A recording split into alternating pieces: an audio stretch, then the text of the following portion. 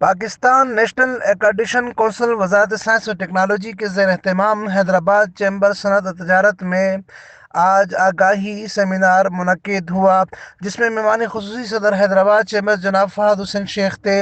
Seminar سے خطاب کرتے ہوئے مہمان خصوصی فہد حسین نے کہا کہ پاکستان ایک مسلم ملک ہے اور دنیا میں پاکستان کے حلال فوڈ پر اعتماد ہے، لیکن بدقسمتی سے اس وقت انٹرنیشنل مارکیٹ میں حلال فوڈ اور گوشت سپلائی سے پاکستان کوئی فائدہ نہیں اٹھاتا اور پاکستانی بزنس کمیونٹی نے حصہ نہیں ڈالا ہے۔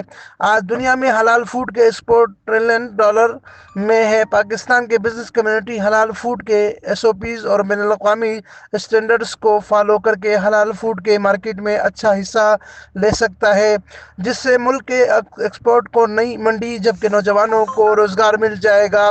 حلال فوڈ اور اس کے ایکسپورٹ بڑھانا حکومت وقت کی ذمہ داری ہے کہ بزنس کمیونٹی کی مدد کر کے انٹرنیشنل اسٹینڈرڈ کو فالو کر کے اس مارکیٹ میں انٹر ہوا جائے۔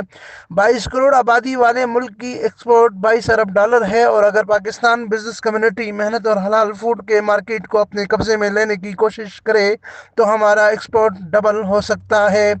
پروجیکٹ ڈائریکٹر حلال ایکریڈیشن انجینئر عمر قریشی نے خطاب کرتے ہوئے حلال پروڈکٹ کی ایکریڈیشن اور افادیت بتاتے ہوئے کہا کہ پاکستان کو حلال مارکیٹ میں لیڈرشپ کی طرف جانا ہے۔ کسی بھی ملک کی درآمدات بڑھانے کے لیے اس کے اجناس کا مستند ہونا ضروری ہے۔ حلال ایکریڈیشن سے حلال ٹریڈ پروموٹ ہو رہی ہے۔ پاکستان حلال مارکیٹ میں لیڈرشپ کے طور پر ابھر رہا ہے، جس سے ہماری درآمدات میں اضافہ ہوگا اور ملک معاشی طور پر مضبوط ہوگا۔ ڈپٹی ڈائریکٹر فاروق اعظم نے خطاب کرتے ہوئے کہا کہ حلال ایکریڈیشن سے ملک کی معاشی صورتحال میں بہتری آ سکتی ہے۔ ہمارا مذہب ہمیں حلال کا حکم دیتا ہے، لیکن آج ہمیں ملاوٹ شدہ اشیاء دستیاب ہیں، خاص طور پر بچوں کی خوراک میں مضر صحت چیزیں ہیں، جو کہ ہماری بنیادی کمزوری کر رہی ہے۔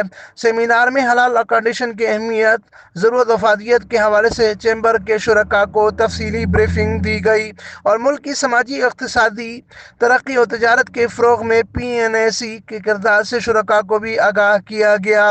وفاقی حکومت کے تحت قائم کردہ ادارے پی این اے سی نے شرکاء اور نجی سطح پر ایسی صنعتوں کے فروغ کے لیے وفاقی حکومت کی پالیسی اور مستقبل کی منصوبہ بندی پیش کی۔